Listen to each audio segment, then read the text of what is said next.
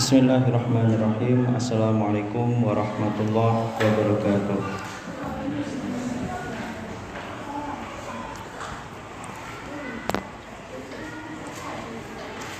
Alhamdulillah. Wassalatu wassalamu ala Rasulillah wa ala alihi wa man wala. Asyhadu an la ilaha illallah wahdahu la syarika lah wa asyhadu anna Muhammadan abduhu wa rasuluhu la nabiyya ba'dah. Amma ba'da. Melanjutkan pembahasan kita syarah Ibnu Abil Is Al-Hanafi. Ya, silahkan Ustaz, monggo dibaca Ustaz.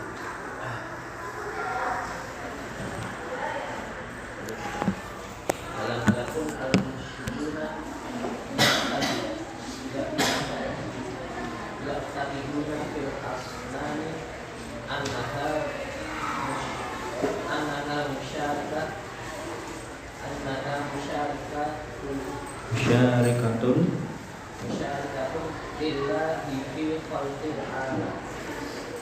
Balkana haluhu fi dhati kahali amsalihim min musyrikin umami minal jinni wal barbari wal ghairihi.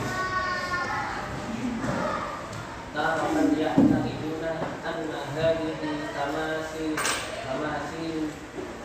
qaumin salihina minal anbiya'i was salihin wa yattakhidunahum syufa'a wa yatawassaluna bihi wa hadza kana asla syirkil Ya. Walam yakun al-musyrikun ya'taqiduna fil asnam annaha musyarikatun lillahi fi khalqil alam.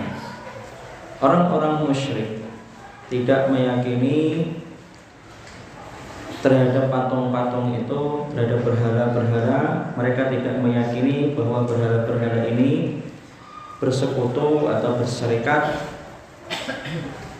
dengan Allah dalam menciptakan alam. Tetapi balkana haluhum fiha kahali amsalihim min musyrikil umami minal hindi wat turki wal barbar wa ghairihim.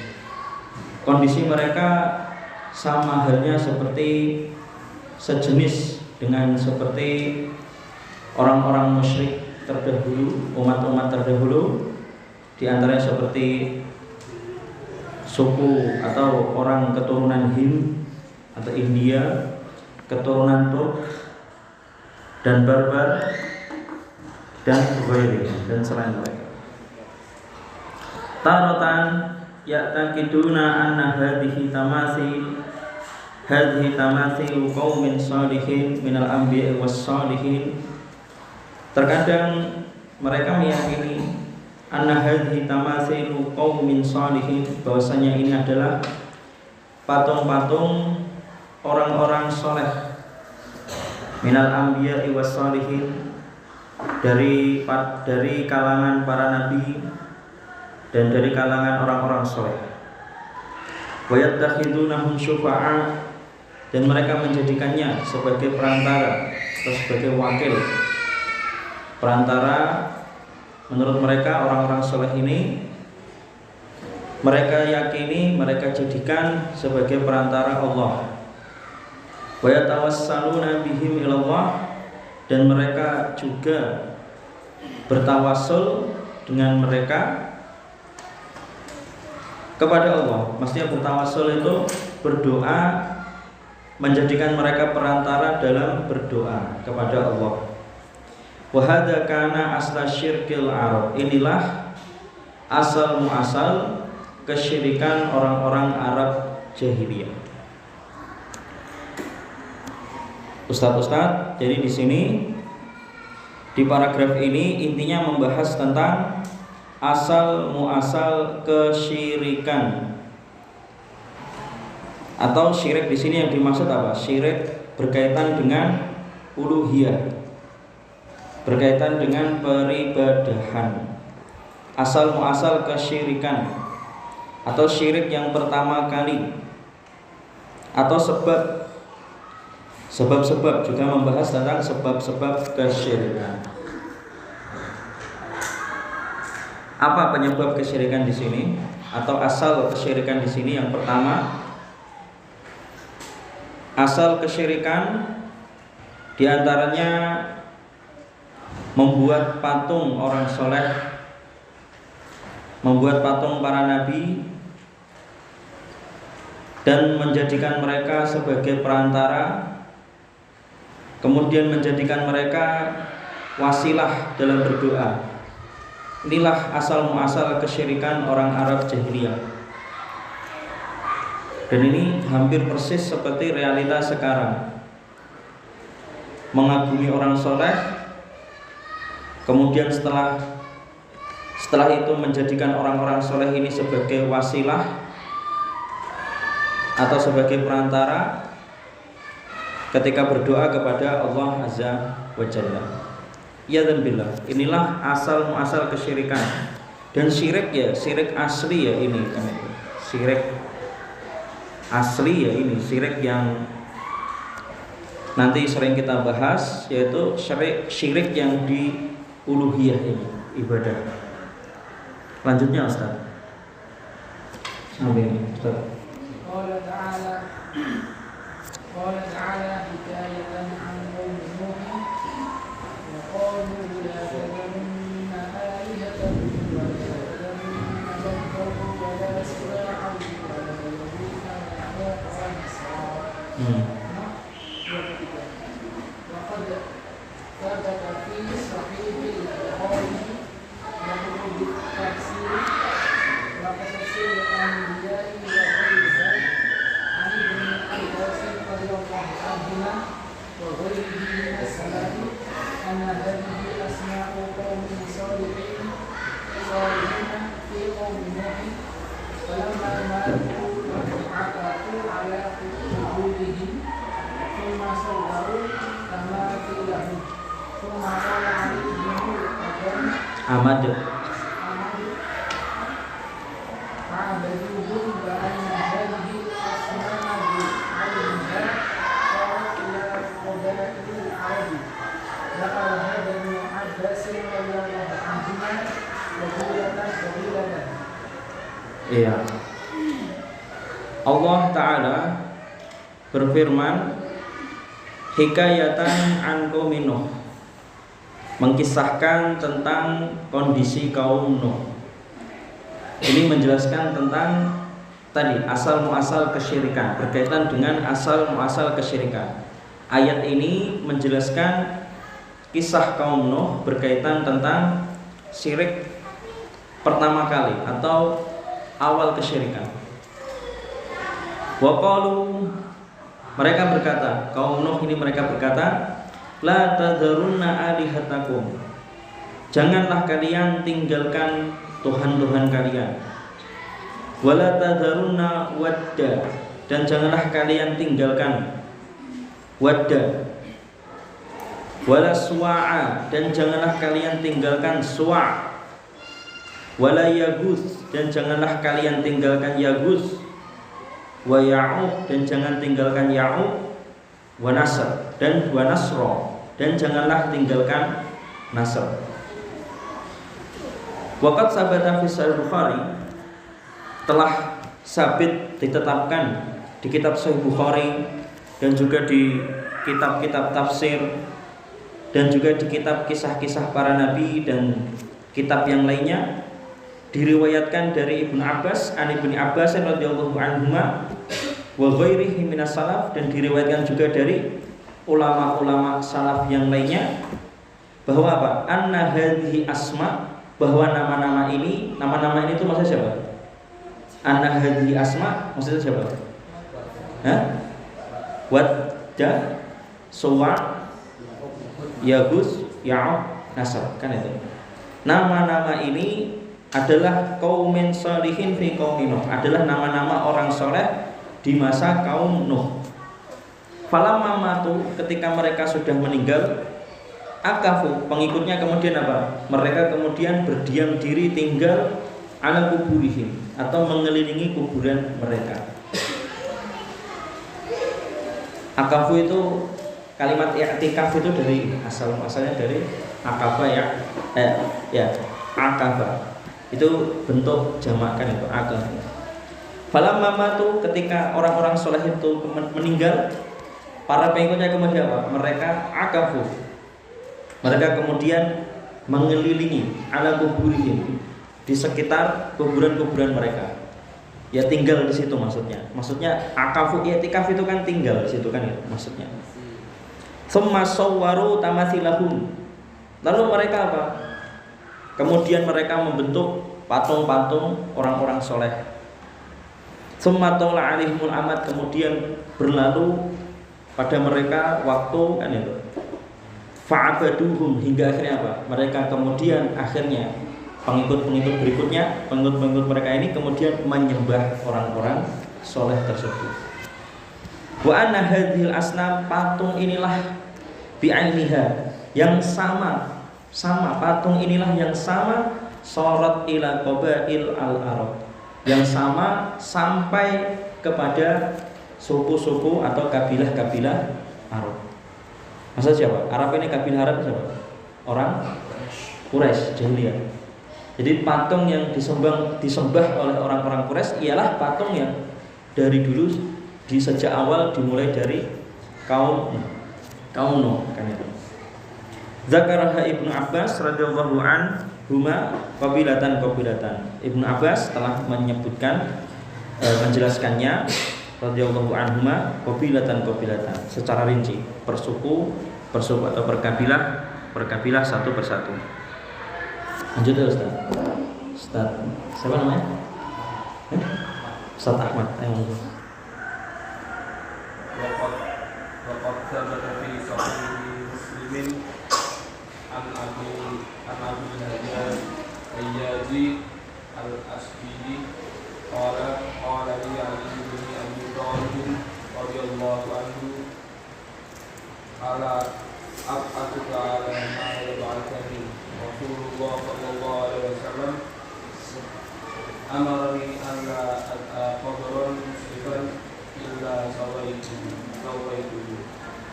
wala tinzalan illa Thomas fi sahihaini an Nabi sallallahu alaihi wasallam annahu qala fi marad mawfihi la'anallahu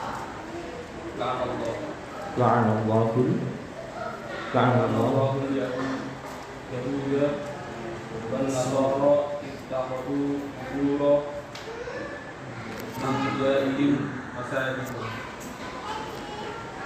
muhajiru ma fa'alu qalat Aisyah radhiyallahu anha walaula dzalika ubriza qabruhu walakin kariha ayyut taqada masjidah. Lanjutannya juga di sini ditegaskan. Ini juga menjelaskan. Jadi pembahasan kita ini membahas tentang sebab-sebab kesyirikan dan asal muasal kesyirikan. Gimana toh kok sampai bisa di zaman sekarang ini ada orang-orang syirik?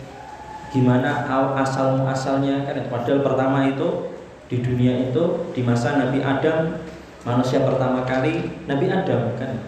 Kok kemudian muncul kesyirikan? Gimana toh kok bisa muncul kesyirikan? Ini dijelaskan kan. Waqad sabata fi sahih Muslim, diriwayatkan, ditetapkan di kitab Sahih Muslim. Sahih Muslim itu kitab salah satu sumber rujukan hukum Islam setelah Sahih Bukhari dan setelah Al-Quran. Nomor satu Al-Quran, kemudian Sahih Bukhari, kemudian Sahih Muslim. An Abil Hayyaj Al-Asdi, diriwayatkan dari Abul Hayyaj Al-Asdi. Qala, dia berkata, qala li Ali bin Abi Thalib radhiyallahu anhu. Berkata kepadanya atau berkata kepadaku, kepada Abul Hayyaj Ali bin Abi Thalib radhiyallahu anhu. Ala ab'atsuka ala ma ba'atsani Rasulullah sallallahu alaihi wasallam. Maukah kamu aku utus sama sesuai dengan apa?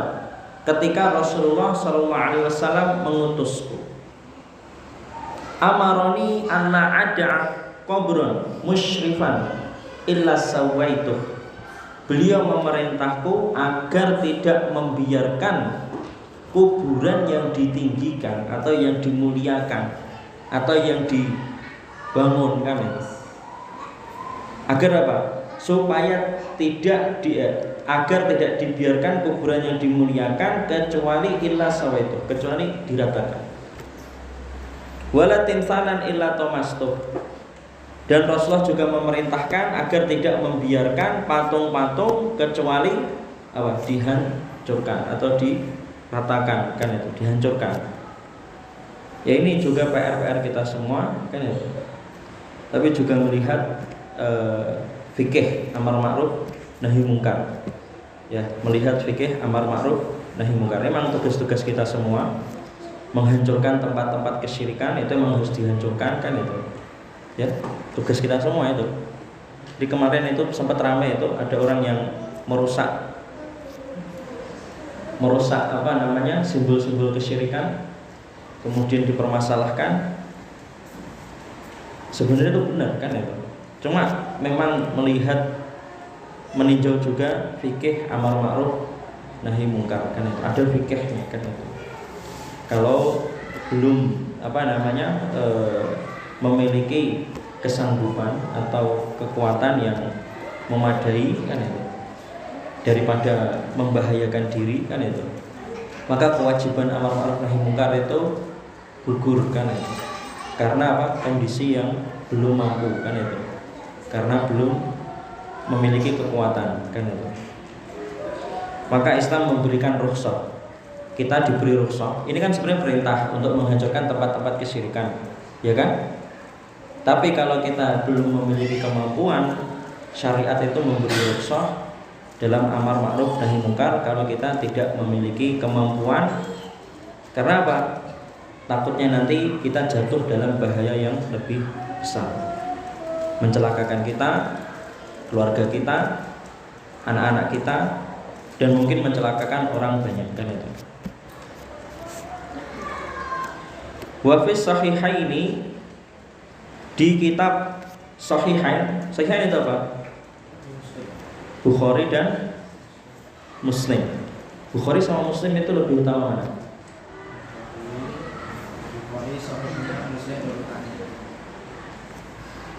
Bukhari sama Muslim itu lebih utama. Kata Ustaz Said, Bukhari itu sahihnya, ya, sahihnya lebih utama, sahihnya, masih hadis-hadis sahihnya. Imam Muslim lebih utama di urutan hadisnya, perbabnya, kan ya. Ada yang mau berpendapat lain? Kenapa? Enggak ada. Ya, yang utama itu Sahih Bukhari, betul. Setelah itu Sahih Muslim. Alasan yang paling kuat kenapa Sahih Bukhari yang paling utama, karena Imam Bukhari itu ketika menyeleksi hadis syaratnya itu lebih tinggi daripada Imam Muslim.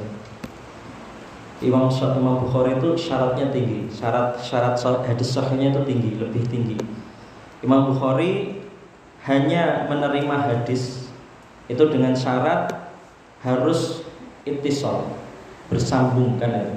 Dan syarat bersambung itu beliau itu harus bertemu, kan itu.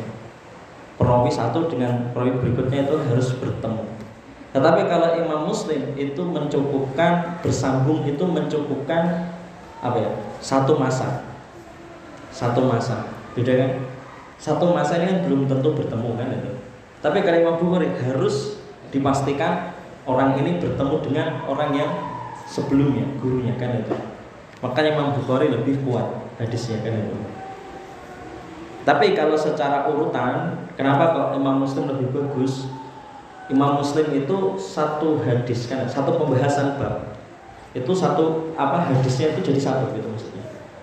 Tapi kalau Imam Bukhari satu hadis itu bisa mencar di bab-bab, ada bab seperti Innamal A'malu Binniyat itu.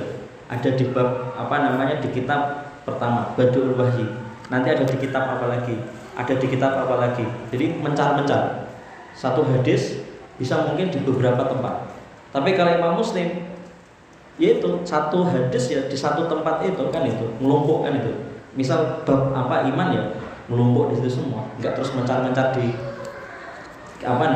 tempat-tempat maudhu yang lain, tema-tema yang lain kan itu. Allahu a'lam bishawab. Wa fi sahihaini, di kitab Sahihain Bukhari dan Muslim diriwayatkan dari Nabi sallallahu alaihi wasallam annahu qala, bahwa Nabi sallallahu alaihi wasallam bersabda fi maradi mautih, ketika beliau sakit wafatnya beliau, maksudnya ketika mendekati kematian beliau. Beliau bersabda la'anallahu al-yahud wan nasara, Allah melaknat Yahudi dan melaknat Nasrani, atau semoga Allah melaknat Yahudi dan melaknat Nasrani. Kenapa? Karena apa? Ittakhadhu qubura anbiya'ihim masajidan, karena mereka menjadikan kuburan-kuburan nabi mereka menjadi digunakan sebagai tempat ibadah atau tempat salat kan itu. Yuhaddiru ma fa'alu, beliau mengecam perbuatan mereka, apa yang mereka perbuat. Lalu apa? Qalat Aisyah kemudian berkata radhiyallahu anha, ini fikihnya sahabat. Di sini jenengan paham namanya fikih sahabat. Nanti ada pembahasan tentang fikih para sahabat. Ini fikihnya Aisyah. Walau ladzalik, kalau bukan karena itu, la'ubriza qabruh, aku pasti akan menampakkan kuburan Nabi. Artinya apa? Kuburan Nabi itu oleh sahabat ini, sahabiah Aisyah, kuburan Nabi digunakan ini. Fikihnya diapakan kuburan Nabi?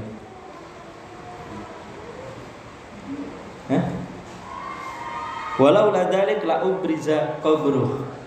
Kalau bukan karena kesyirikan atau karena orang Yahudi dan Nasrani menjadikan kuburan Nabi mereka sebagai tempat ibadah, aku pasti akan menampakkan kuburan Nabi SAW. Artinya apa? Kuburan Nabi itu disembunyikan. Maksudnya nggak sembarang orang bisa masuk untuk ziarah ke kuburan Nabi SAW. Walakin, namun kariha, Nabi membenci atau Nabi takut, Nabi nggak suka apa? Anyutakhot masjidah. Nabi benci dan Nabi takut kalau kuburannya dijadikan tempat ibadah. Kan itu jelas sekali. Lanjutnya Ustaz.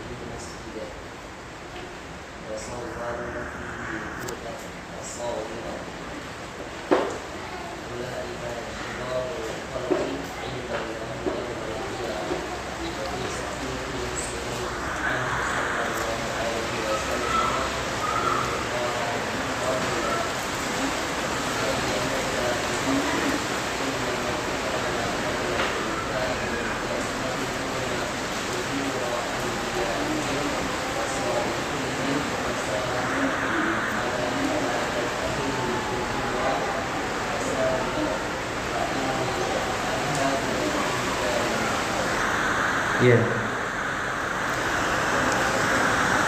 Sama wafis sahihaini, di kitab Bukhari dan Muslim, annahu dzukira, bahwa ada seseorang yang menceritakan kepada Nabi, menjelaskan kepada Nabi fi maradi mautihi, ketika Nabi sakit wafatnya. Ada seseorang yang menceritakan ke Nabi sebuah kanisa, sebuah gereja atau tempat peribadahan di Ardil Habasyah, di suatu negara namanya Habasyah. Wa dzukira lahu, kemudian disebutkan kepada Nabi min husniha, betapa megahnya kanisah tersebut, gereja tersebut. Wa tasawwira fiha, betapa indahnya gambar-gambar yang atau patung-patung yang ada di gereja tersebut. Faqala, Nabi SAW lalu bersabda, Nabi bukannya takjub, Nabi enggak kagum kan ya, tapi Nabi malah berkata apa? Inna ulaika, itulah mereka orang-orang idza mata fihimur rajul as-salih, jika mati, jika meninggal di antara mereka seorang yang soleh, mereka akan apa? Banau ala qabrihi masjidan, mereka akan membangun di atas kuburannya sebuah tempat ibadah. Wasawwaru, dan mereka juga akan menggambar atau membentuk patung, membuat patung fihi, di dalamnya. Wasawwaru fihi tilkat tasawwir, kemudian mereka menggambarkan ya, di dalamnya dengan gambar-gambar tersebut atau membuat patung. Ulaika syirarul khalqi andallah yaumil qiyamah, itulah mereka seburuk-buruk makhluk di sisi Allah pada hari kiamat. Ini laknat kan itu, ancak, kecaman, jelasnya itu. Zamun kan itu, celaan. Wa fi sahih Muslim, dan di kitab Sahih Muslim juga ditegaskan lagi anhu, dari Nabi sallallahu alaihi wasallam, annahu qala, beliau bersabda, qabla an yamuta bi khamsin, sebelum beliau meninggal, 5 hari sebelum beliau meninggal, inna man kana qablakum, sungguh orang sebelum kalian itu siapa? Inna man kana qablakum, yaitu orang-orang sebelum kalian, orang-orang Yahudi dan Nasrani, kanu yattakhiduna qubur anbiya'ihim wassalihihim masajid, mereka menjadikan kuburan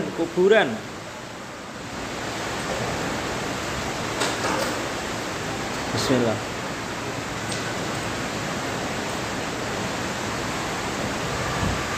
Bismillah. Ya. Kanu yattakhiduna qubur anbiya'ihim wassalihihim masajid, mereka menjadikan kuburan nabi mereka dan orang-orang soleh mereka sebagai tempat ibadah. Maka Nabi berkata, ala fala tattakhidul qubur masajid, maka kalian janganlah menjadikan kuburan-kuburan sebagai tempat ibadah. Fa inni anhaakum an dzalik, sungguh aku melarang kalian melakukan itu. Ini jelas sekali pembahasan di sini, intinya membahas tentang sebab-sebab kesyirikan atau asal terjadinya kesyirikan. Jadi sebab kesyirikan yang banyak membuat orang terjatuh ke dalam kesyirikan itu apa? Karena apa? Mengagumi orang-orang soleh, mengagumi para nabi dan berlebihan. Kemudian mereka apa? Membuat patung mereka, membuat patung orang-orang soleh, atau menggambar orang soleh kan. Kemudian lama kelamaan apa? Mereka kemudian pertama mereka berdoa menjadikan perantara, lama-lama mereka kemudian menyembahnya kan. Ya dan benar. Itulah apa penjelasan di sini dari Ibnu Abilis Al-Hanafi. Di sini jelas ada fikih kan itu. Boleh enggak sholat di kuburan? Hah? Sholat di kuburan? Enggak boleh. Sholat di kuburan tidak boleh, kecuali sholat jenazah bagi yang ketinggalan sholat jenazah. Ya kan? Kecuali sholat jenazah bagi yang tidak sempat atau ketinggalan sholat jenazah. Tok gitu. Selainnya nggak ada keterangan apa sholat di kuburan, makan-makan di kuburan, nggak ada keterangan makan-makan di kuburan, kumpul-kumpul di kuburan, nggak ada. Bolehnya apa? Ke kuburan itu jenengan kuburan apa? Ziarah kubur itu niatnya gimana? Niatnya itu untuk mengingat kematian dan mendoakan mayit, ya kan? Mendoakan mayit, ampunan untuk mayit. Bukan untuk kita berdoa memohon kepada Allah. Kalau di sini kan mayit itu dijadikan perantara kan? Untuk berdoa kepada Allah Azza wa Jalla. Dan ini realita banyak kesyirikan yang terjadi di masyarakat seperti ini kasus ya dan juga.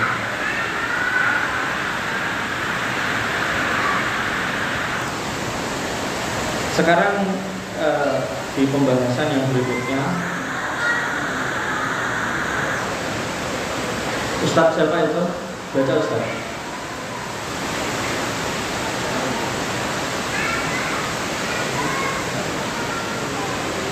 Ustadz Amir, Ustadz apa namanya? Sakir. Ustadz gak boleh. Dipinjemin ya? Dipinjemin.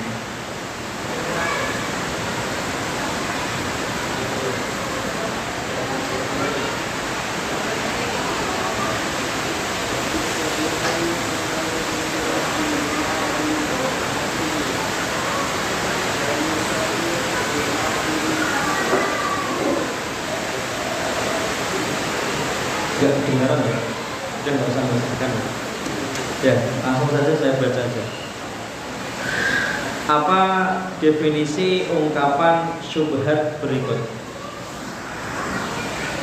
Menyelaraskan syariat dengan politik.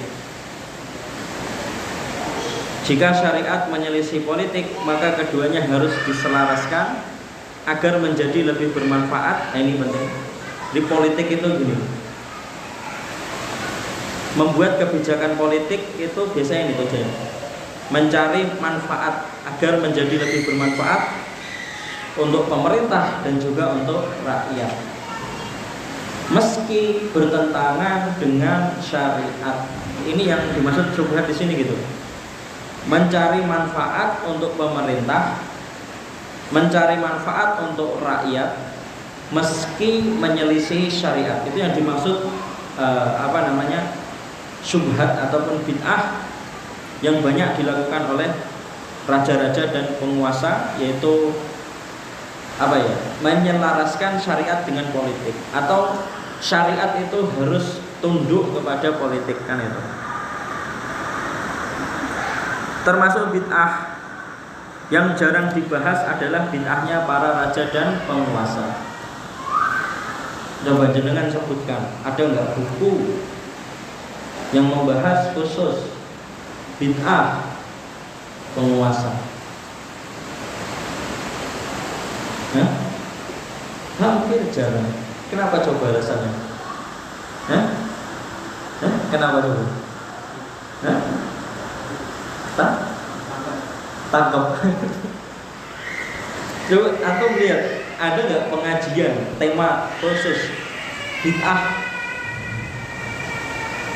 bid'ah penguasa gitu? Cari di YouTube, nggak ada. Jarang kan itu. Saya pun cari kitabnya susah sekali untuk mengulik sini, mengungkap bid'ah penguasa, kan itu. Dan Ibnu Abil Is Al-Hanafi itu termasuk menyinggung di sini. Ibnu Abil Is Al-Hanafi di muqaddimahnya menyinggung Al-Mutamalikah dan Al-Muta'amirah. Ibnu Abil Is menyebut penguasa itu Al-Mutamalikah dan Al-Muta'amirah. Di antara sebab munculnya bid'ah adalah membuat kaidah-kaidah baru dalam berpolitik, atau cara membuat kebijakan, atau cara mencari manfaat kebijakan untuk pemerintah, manfaat untuk pemerintah atau manfaat untuk rakyat.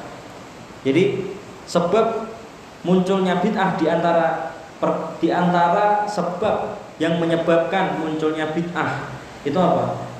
Orang yang suka membuat kaidah-kaidah baru dalam berpolitik.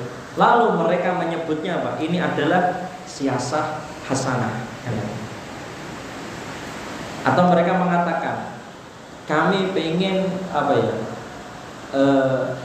Memperindah kan itu, siasah kan itu, atau bermain cantik kan itu. Yang sering gitu mengatakan bermain cantik kan itu. Ya, di antara sebab munculnya bid'ah adalah membuat kaidah-kaidah baru dalam berpolitik, lalu menyebutnya ini adalah siasah hasanah. Ini manfaat untuk pemerintah, ini manfaat untuk rakyat. Kemudian mereka sebutkan, mereka menyebutnya ini adalah siasah hasanah. Meski apa? Bertentangan dengan syariat. Kalau nggak bertentangan dengan syariat nggak masalah. Seandainya tidak bertentangan dengan syariat tidak masalah. Tetapi kenapa disebut bid'ah? Karena mereka apa? Membuat peraturan-peraturan baru dalam berpolitik, kemudian mereka menyebutnya ini siasah hasanah. Beberapa ulama berkata, Al-Hasan mahassanahullahu walau ijtama'a aktsarun nasi ala takbihihi. Yang baik itu adalah yang dijadikan baik oleh Allah, meskipun kebanyakan orang atau meskipun orang-orang banyak berkumpul untuk menjelekkannya. Wal qabih, sedangkan yang jelek ma qabbahahullah, itulah yang dijelekkan oleh Allah. Walau ijtama'a aktsarun nasi ala tahsinihi, meskipun apa? Banyak orang berkumpul atau kebanyakan orang mereka mengatakan atau menjadikannya baik. Ini adalah perkataan beberapa ulama. Dan ini berdasarkan hadis. Dalam hadis sahih ada seseorang berdiri kemudian berkata kepada Rasulullah, ya Rasulullah, inna hamdi zayyin wa inna dhammi syayyin. Faqala Nabi SAW, dzakallah, itulah Allah. Ada orang berkata kepada Nabi, wahai Nabi, pujianku. Jadi maksudnya gini, kalau aku memuji orang, maka orang itu menjadi terpuji. Kalau aku mencela orang, orang itu menjadi jelek, kan itu. Kemudian Nabi berkata apa? Itulah Allah. Paham? Paham maksudnya? Maksudnya yang bisa seperti itu cuma Allah, kan? Dalam hadis ini yaitu menunjukkan bahwa yang berhak, yang punya hak menghukumi ini itu baik, kemudian menjadi baik, dan punya hak mengatakan ini buruk, kemudian kita yakini ini adalah buruk, itu hanya Allah. Maka kalau ada yang selain Allah melakukan itu, maka dia telah melakukan kesyirikan. Ya benar. Gak hanya bid'ah malah. Bid'ah itu wasilah kesyirikan. Yang lebih parahnya itu yang sampai menandingi Allah, kan itu. Dalam perbuatan seperti ini. Kalau yang sudah sampai seperti ini menandingi Allah, maka jatuh dalam perbuatan, dia melakukan perbuatan kesyirikan. Kemudian politik atau siasah itu sangat berkaitan dengan dua kaidah usul fikih. Tetapi apa? Kaidah fikih ini diperselisihkan, yaitu apa? Istihsan dan masalih al-mursalah. Istihsan itu maknanya mengganti hukum asli dengan hukum lain yang sesuai kaidah syariah. Atau apa? Menetapkan hukum kias, kan itu. Meski kiasnya itu lemah, kan itu. Contohnya, istihsan itu contohnya seperti apa? Sesuatu yang kiasnya lemah, kan itu. Tetapi kemudian disyariatkan, dipraktekkan. Contohnya seperti Maulid Nabi. Maulid Nabi itu kiasnya lemah, kan itu. Paham? Maulid Nabi itu kiasnya lemah. Itu masih kategorinya istihsan, kan itu. Kemudian contoh istihsan lagi, contohnya apa? Istihsan itu secara bahasa menganggap perkara ini tuh baik meski nggak ada dalilnya, kan itu. Menganggap ini tuh baik, bermanfaat. Bermanfaat maksudnya berkaitan dengan akhirat tentunya, kan itu. Atau bermanfaat berkaitan tentang dunia, bisa berkaitan tentang dunia, bisa berkaitan dengan akhirat.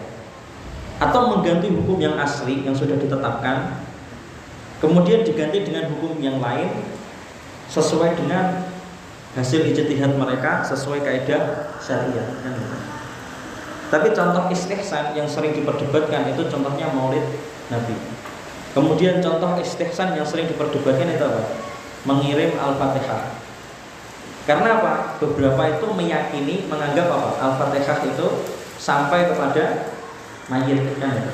Pahalanya sampai memberi manfaat untuk mayit. Itu kan kita menganggap sesuatu ini bermanfaat, kan ya? Kan istihsan, kan itu. Tapi nggak ada dalilnya, kan itu. Maulid Nabi kan gitu. Orang-orang menganggap ini baik, kan itu. Tapi nggak ada dalilnya, tidak ada contohnya dari Nabi SAW.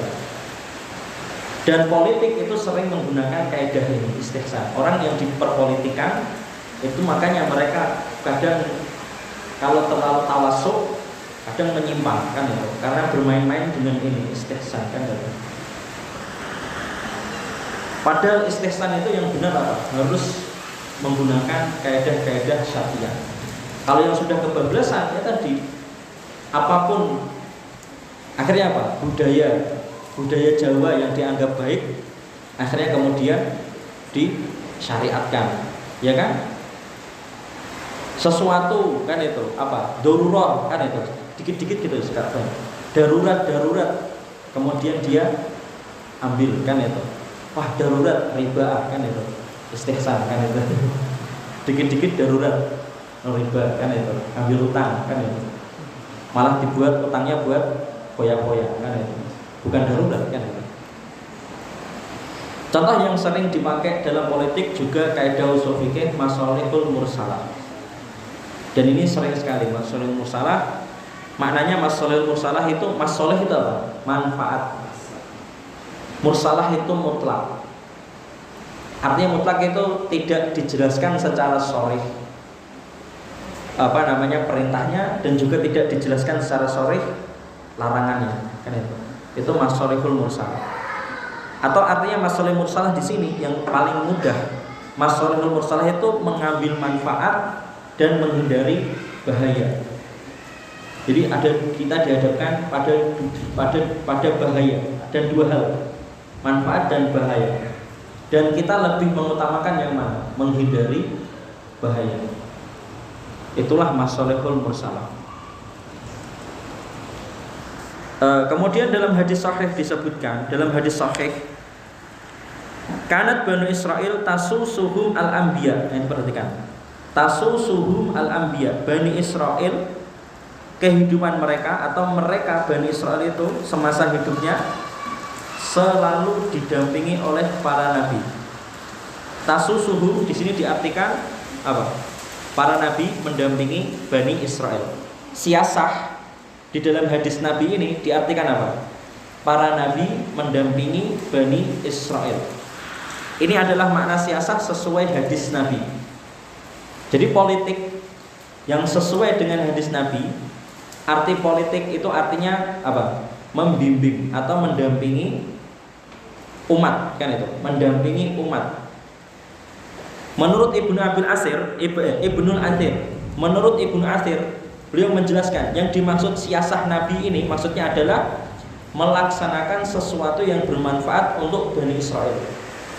Di sini kita paham siasah yang benar itu berarti gimana? Kita melakukan sesuatu yang sesuai syariat, yang bermanfaat untuk umat Islam. Itu yang dimaksud siasah. Sedang menurut Ibnu Hajar ketika menjelaskan yang dimaksud siasah Nabi ini Menurut Ibnu Hajar apa artinya? Jika nampak kerusakan pada mereka, pada umat, pada Bani Israel kan itu, maka Allah mengutus nabi atau mengutus rasul untuk mengurus perkara mereka, untuk menyelesaikan perkara mereka.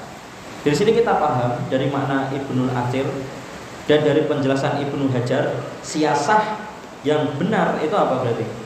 Mengurus umat, mencari manfaat untuk umat, sesuatu yang bermanfaat untuk umat, menyelesaikan urusan umat, tetapi sesuai dengan syariat. Sedang kalau dalam istilah fuqaha, ulama-ulama fikih, menurut ulama-ulama fikih yang dimaksud siasah itu adalah hanya mencari apa? Mencari maslahah, bisa ada dalilnya ataupun apa? Meski tidak ada dalilnya. Atau disebut apa? Istilahnya dalam usul fikih maslahah mursalah atau masalihul mursalah. Mencegah bahaya atau menghindari bahaya, maslahah mursalah. Atau gini, mengambil bahaya yang lebih ringan untuk menghindari bahaya yang lebih besar. Itu juga yang dimaksud maslahah mursalah. Dan itu juga yang dimaksud siasah bagi orang-orang ahli fikih, bagi ulama-ulama ahli fikih. Sedang kalau yang tepat berdasarkan hadis tadi, yang tepat makna siasah syariah itu yang gimana berarti?